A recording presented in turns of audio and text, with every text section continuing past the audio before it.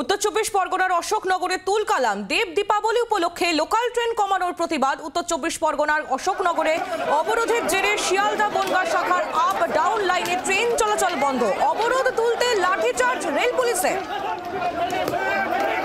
দেখতে পাচ্ছেন আপনারা সেই ছবি। অবরোধের জেরে ট্রেন চলাচল বন্ধ হয়ে যায় আর তারপর সেই অবরোধ তুলতে লাঠিচার্জ রেল পুলিশের।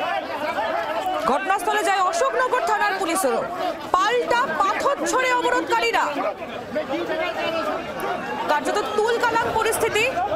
দেব দীপাবলি উপলক্ষে লোকাল ট্রেন কমানোর প্রতিবাদ। উত্তর চব্বিশ পরগনার অশোকনগরে রেল অবরোধ, তার জেরে শিয়ালদা বনগা শাখার আপ ডাউন দুই লাইনে ট্রেন চলাচল সম্পূর্ণ বন্ধ হয়ে পড়ে। আর সেই অবরোধ তুলতে এবার লাঠি চার্জ করলো রেল পুলিশ।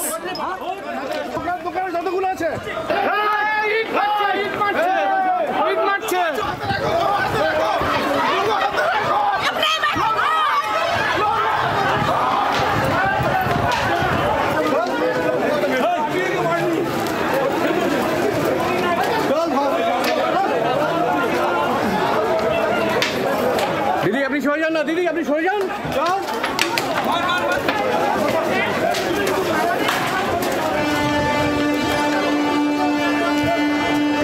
হেলমেট দাও। মনোজ মন্ডল আমাদের প্রতিনিধি রয়েছেন আমাদের সঙ্গে টেলিফোন লাইনে। মনোজ, একেবারে ধুমধুমার পরিস্থিতি, কি অবস্থা এখন? দেখো, এই যে রেল অবরোধ হচ্ছে অশোকনগরে, এই অশোকনগরে রেল অবরোধের পরিপ্রেক্ষিতে কিন্তু ধুমধুমার পরিস্থিতি তৈরি হয় এখানে।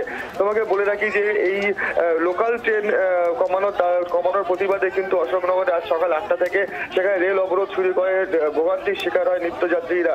এবং পরবর্তীতে 1 ঘন্টা রেল অবরোধ চলার পরে পুলিশ অবরোধকারীদের বুঝিয়ে প্রথমে অবরোধ তোলার চেষ্টা করে, কিন্তু কোনো মতে কোনো কাজ না হলে পরে পরবর্তীতে পুলিশের লাঠিচার্জ শুরু হয় এবং লাঠিচার্জ করে অবরোধকারীদের হটিয়ে দেওয়ার চেষ্টা করে।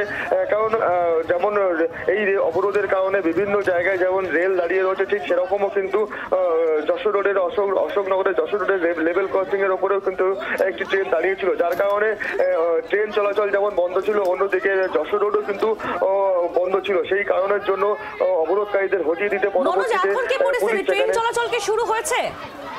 দেখো, এই মুহূর্তে ট্রেন চলাচল সবেমাত্র শুরু হয়েছে। আর ধীরে ধীরে কিন্তু ট্রেন চলাচল শুরু হয়েছে, কিন্তু এই ট্রেন চলাচল স্বাভাবিক হতে প্রচুর সময় লেগে যাবে। কারণ 1 ঘন্টা ধরে বিভিন্ন জায়গাতে কিন্তু বিভিন্ন ট্রেন দাঁড়িয়েছিল।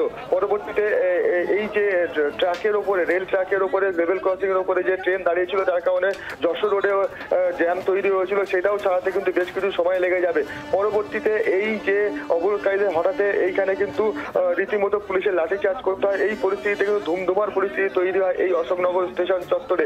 এবং এটা জানা যাচ্ছে কি যে সমস্ত অবরোধকারীরা তারাও কিন্তু পুলিশের ওপরে পাথর ছোড়ে এবং হামলা চালায়। এই পুরো ঘটনা নিয়ে কিন্তু একেবারে ধুমধুমার পরিস্থিতি তৈরি হয় অশোকনগরে স্টেশনে। সঙ্গে থাকো মনোজ। দেখতে পাচ্ছি আমরা সেই ছবি। উত্তর চব্বিশ পরগনার অশোকনগর, সেখানে রেল অবরোধের জেরে একেবারে তুলকালাম পরিস্থিতি। শিয়ালদা বনগা শাখায় আপ ডাউন লাইনে ট্রেন চলাচল বন্ধ করে দেওয়া হয়েছিল দেব দীপাবলি উপলক্ষে লোকাল ট্রেন কমানোর প্রতিবাদে, এবং তারপরেই সেই অবরোধ তুলতে লাঠিচার্জ করলো রেল পুলিশ। ঘটনাস্থলে যায় অশোকনগর থানার পুলিশও। পাল্টা পাথর ছোড়ার অভিযোগ অবরোধকারীদের বিরুদ্ধে। আপাতত ট্রেন চলাচল ধীরে ধীরে শুরু হয়েছে, যে পরিষেবা স্বাভাবিক হতে আরো বেশ কিছুটা সময় লেগে যাবে বলেই মনে করা হচ্ছে। আমরা কথা বলেছিলাম পূর্ব রেলের মুখ্য জনসংযোগ আধিকারিক কৌশিক মিত্রর সঙ্গে, তিনি কি জানাচ্ছেন শোনাবো আপনাদের। মানুষের এইটা নিয়ে অবরোধটা নয়, অবরোধটা অন্য কারণে।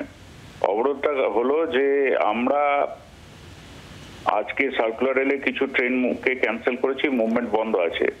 হ্যাঁ, এই যে ট্রেনটি যেটা বারাসাত থেকে মাঝেরহাট যাওয়ার যে ট্রেনটি, সেটি আজকে ক্যান্সেল করা হয়েছে। কেন ক্যান্সেল করা হয়েছে? Deputy commissioner of police